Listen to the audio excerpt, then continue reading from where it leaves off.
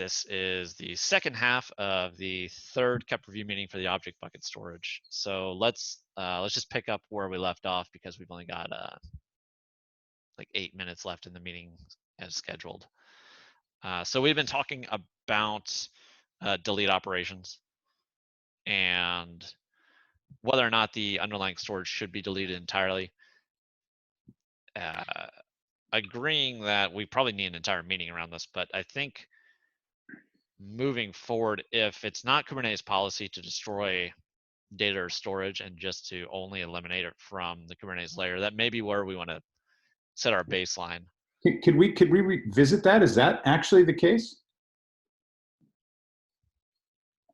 I mean, can you not delete volumes from Kubernetes? You can. Yeah, You I can. thought you definitely can.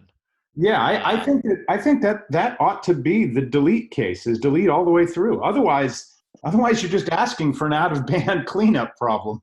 Right. The whole purpose. Yeah, that's where we come at this from as it is now. But Yeah, I was more talking about the retain case, and oh, I see. I posited a situation, and I thought Jeff agreed with that as the intent, which is delete means you delete all the way down the stack. Retain means a delete deletes the Kubernetes stuff but leaves the bucket. I still don't think we right? actually physically delete that volume though. We're not going out and like. Well, yeah, we call delete volume on the CSI driver. Yeah, we and do. if you delete the physical volume. Yeah, exactly. Especially we saw this a lot when we're working on ED and Kubernetes storage. So you delete the PVC, it'll delete the cloud volume underneath the GCP disk or EBS, whatever. Yeah, I guess you're right. I was just thinking like we don't recycle anymore. Like we don't actually clear off the physical data from that volume. I guess when I think of a delete, I'm thinking of like scrubbing it. Oh yeah, we were display. excluding that case specifically. Yeah, that has a whole bunch. I can imagine that could have been a complicated to do, but doesn't really do what you really need to do if you need that behavior. So. Precisely. Yeah, Right, there was leaving a little bit. It was too much of a liability. So, yep. Okay. Yeah, and I don't know how much more we could trust object store providers to clean that up, but I don't think we want to even try. I think this is an out-of-bound problem, John, to be very honest. So they are object store providers out there, right? And here our job is to have Kubernetes constructs that can talk to them, right? Worry about how storage providers implementing this stuff seems to be a little bit overkill to me. Yeah. So the bottom line is, I just want to see if we can drive to this. That a retain means you leave the underlying bucket. Some question about whether you leave the credentials. I'm assuming you delete those also. So it's just the bucket and the bucket content, which sets you up for brownfield provisioning against that same bucket, but not static provisioning against that bucket. You would have to mint your own credentials again for static provisioning. Does that sound right? Yeah, that fits within our use case, I think. So, but for the static case, we don't even have a driver, right? Exactly. In this case, you don't even have an OSI. So the workflow will be different. I think this is gonna need quite some for the static case, they've laid out a static model that basically means you create an object bucket class that points at that bucket, and you provision secrets that represent the access credentials to that bucket. Sure. And then without having a driver, then the central controller on response to seeing a bucket against that class will copy those access credentials. So this is a case where you're sharing access credentials, not minting fresh ones. Mm-hmm. So either way, the prerequisite for either brownfield or static is to have a bucket. For static, you additionally have a prerequisite of having to have credentials and you don't have to have a driver. For brownfield, you don't have to have credentials because the driver will mint them against an existing bucket. I guess my concern in general with the static one is in terms of deletion, right? Even if you set the retention policy to retain, as you said, if you clean up all the objects in Kubernetes, you need out-of-band management to the static to the object bucket itself. Absolutely. I know. I understand this is anyways the case, but the return policy seems to be very irrelevant to me to that case. Well, the bucket contents is the relevant piece, right? The content is the retain policy is not. Because regardless, whatever you said over there, it's going to be just clean up whatever the Kubernetes resource. Okay. You see what I mean, right? I'm sorry, you're talking about a different case. Yeah, I think I understand your point. Your point is, if I'm doing static provisioning, what does this policy mean? That's right. So for statically provisioned buckets, then I guess that just means you'll never delete underlying content. One would hope. That's right. That's right. That's the question. Is Yeah. Does that particular policy not make? In other words, are you going to assert that since it was externally provisioned and presumably managed, you probably don't want to automatically delete it ever?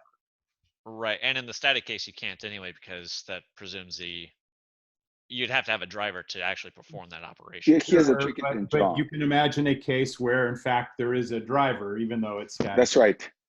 Oh, I see what you're saying. Yeah. Yes. And later on, you don't want them accidentally delete whatever there, right?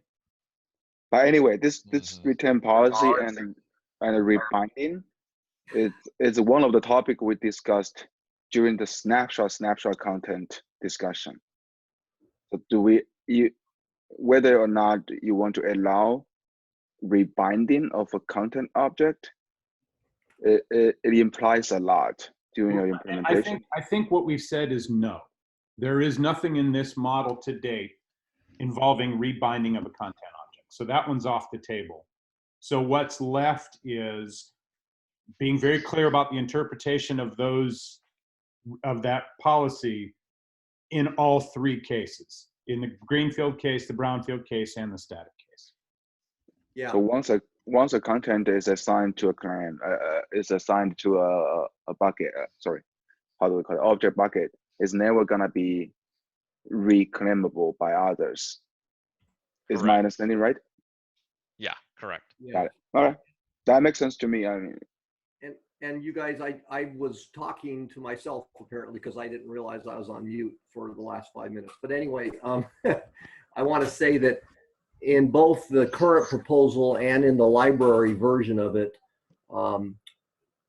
if for brownfield cases, the reclaim policy, if it was delete, we ignored it. In other words, we being the library, or in this case, the cozy controller, would never delete a brownfield bucket, regardless of reclaim policy. I think that's fine to say that, but we should just be very clear throughout the documentation that if you say delete on a policy for brownfield or static, that's what? That's an error, that's ignored. Yes, fair enough, Andrew. We got to decide, what does that mean? Is it silently ignored? Is there a log? Is it not allowed? I don't know yet.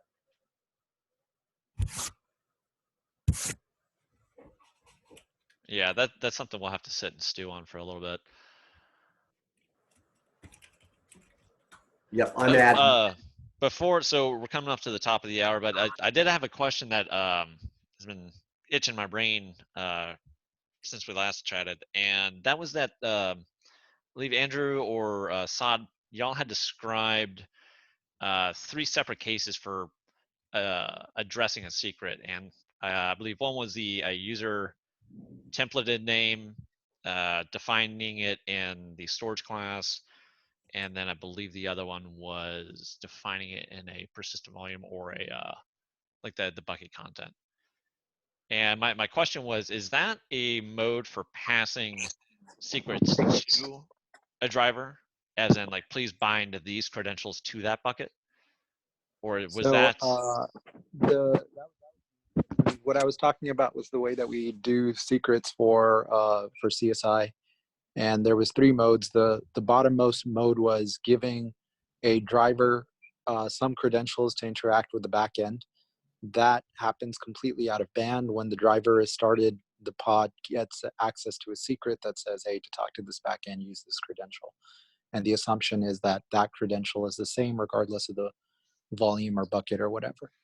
The second level is at volume provisioning time. For you, it would be bucket provisioning time. You can specify a secret in your storage class, and it's a very specific secret in a specific namespace. And you say, please use this secret for all volumes that are provisioned, or in your case, all object claims that are provisioned. That ends up not being too useful because you don't necessarily want to use the same credential for every single volume or bucket. On the volume side, usually it's something like, hey, they want to use an encryption key or something. And so we have a third level, which is templating the storage class secret and templating it such that instead of saying, hey, use this particular secret in a particular namespace, the template allows you to say, hey, the name of the secret is going to be the name of the PVC object, and inject that dynamically at provision time. And so therefore, per volume, you can have a different secret. If you follow a similar model with this, you could have a way to be able to specify per bucket credentials, essentially. So I guess if I were to sort of tease those apart, the first thing is that we've got something that is a bit different than storage, in that we've got 2 secrets for 2 different constituencies. So there is the secret that the driver needs to be able to communicate with the back-end provisioning, right? So that can be install time, it could be supplied in the class. We can just say it's an out-of-band problem, you guys figure it out, whatever. I would prefer to be a little more prescriptive. But then there's another thing which has, I think, no analog, really, which is we need a set of credentials, and part of this entire process is about dynamically minting those credentials. So it's not something that are known ahead of time, right? So it's not like there's a user provisioning them out there somewhere. These are the access credentials to get at individual buckets for either green or brown field. Those are dynamically created by the driver and controllers in response to satisfying the claim or the bucket request. Yep, I get what you're saying. You're absolutely right. So there's the provision time credentials that the driver needs to provision, and then there are access credentials that Kubernetes needs to access the bucket. And the latter is, it sounds like, is what you're talking about. So on the volume side, we kind of have an incomplete story around this. The PV objects have a ability to specify a secret, as do the volume attach objects. That allows a user to be able to specify access credentials. The bit that's missing on the volume CSI side is the dynamic kind of creation of those, the minting, as you say, of these secrets on the Kubernetes side. Unfortunately, that's left as an exercise for the user. What you could do, and what we considered doing on the CSI side, was providing some mechanism by which on your create volume or your create bucket call, the SP could return a secret, and then the provisioner would go ahead and create a Kubernetes secret object to store that secret on the Kubernetes side and reference it in the PV object, instead of making the user do that step manually. We never got that far, but it may be something to consider for the object bucket case because it seems much more critical.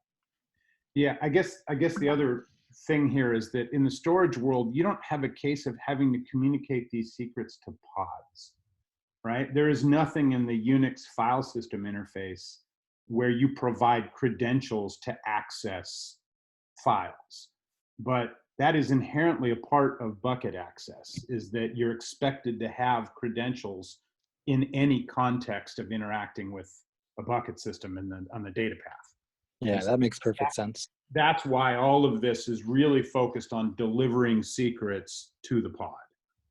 And, you know, Andrew, what you've been saying has been very well stated and clear, so thank you. I mean, that's been our thoughts, but you've articulated it nicely. Thank you on that. Just since we're thinking about these secrets right now, we've had some feedback also on the Red Hat side in relation to Ceph RGW about containment of a breach, with the idea of a compromised credential, and you want to deal with that situation. And one of the ways of doing that was disabling the credential and regenerating a new one. And what do you guys, if you agree with that scenario, what do you think a role Cozy could play in that? So I think you've got, again, two levels of a problem. On the level of the problem of access, I mean, one of the nice things is the fact that you are minting unique access per claim side is that if you have a breach of the claim side secret, you could just tear down that one thing, which doesn't have to impact the bucket, and you can just re-provision and you'll get another secret and you're golden. Driver credentials are a different problem, and I don't have a great answer to that. I think our conversation was the former case of the app side being compromised. Yeah, I actually think, we've already gone a long way towards helping that by implicitly saying, except for the static case, that these are fine-grained credentials anyway. I mean, I think that's a desirable property of the architecture. Yeah, yeah. Yeah, thank you guys for answering that. That's been something that has, well, I've just been thinking about it for a while. There's one case that came to mind while we were chatting, and that is say we're integrating a user who already has buckets on the outside into Kubernetes. Yeah, never mind. I guess that's all. Well, yeah, they would likely be not necessarily brownfield, but he would have a set of credentials and perhaps a set of buckets. Should there be a mechanism for that user to say, hey, I've already got a role set up with credentials, use these credentials to attach them to my new buckets, or use them to speak to my brownfield buckets? Yeah, that's why I imagine, like, we always have to store our secret, our credentials in a secret object in Kubernetes, and then reference that secret object. And so the reference has to be in the equivalent of the PV object, or for you, the object bucket object. And then whoever needs to use that secret can then go and fetch that secret. So for your brownfield case, the user has to set up the secrets ahead of time and say, okay, I'm going to put my credentials in here. Static case. Brownfield is dynamic. Oh, sorry. So for the static case, they'll have to set up the secrets ahead of time and then provide a reference to that secret. Right. Is it on?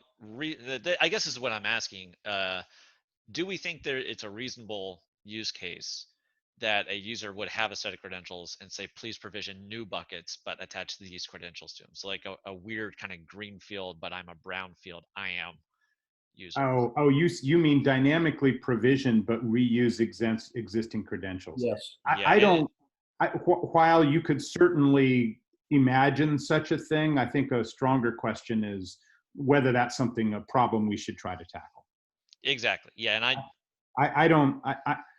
I'm not terribly attracted to that, precisely because of that is treating credentials as more static than bucket, which I think leads to the problems that the earlier question kind of hinted at, which is, how do you deal with breaches and security issues when the thing that's hardest to change is your credentials? Yeah. That should be the thing that's easiest to change, right? Yeah, agreed.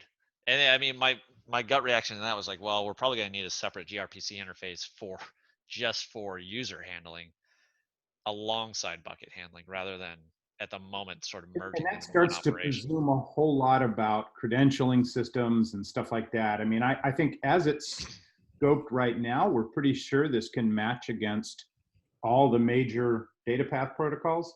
When we start talking about, you know, assuming that credentials can exist outside of buckets and not just reflect IAM roles that only exist for a bucket. You see what I'm saying? Oh yeah. Yeah, I agree. I was just trying to bounce it off y'all to see what y'all's reaction was. And I mean, I don't think it's that haven't even difficult reviewed to any of support that use case. So like I think we're probably going to need to provide some way for user to be able to, cluster admin to be able to specify a secret for provisioning. And we probably want to provide a way for a user to be able to specify a provisioning secret, maybe for encryption or something like that. And it's very easy to reuse the same mechanism for what you were describing. Okay. Okay. Well, that it's gonna, I'm sure, bear some more discussion in the future. But we are past the hour now, so I don't want to take up any more of anyone's time. I just want to say thank you. The feedback is super appreciated, and we'll get some changes written up, and then we'll about the same time next week. Sounds good. Take care. Okay. Thanks. Thanks, everyone.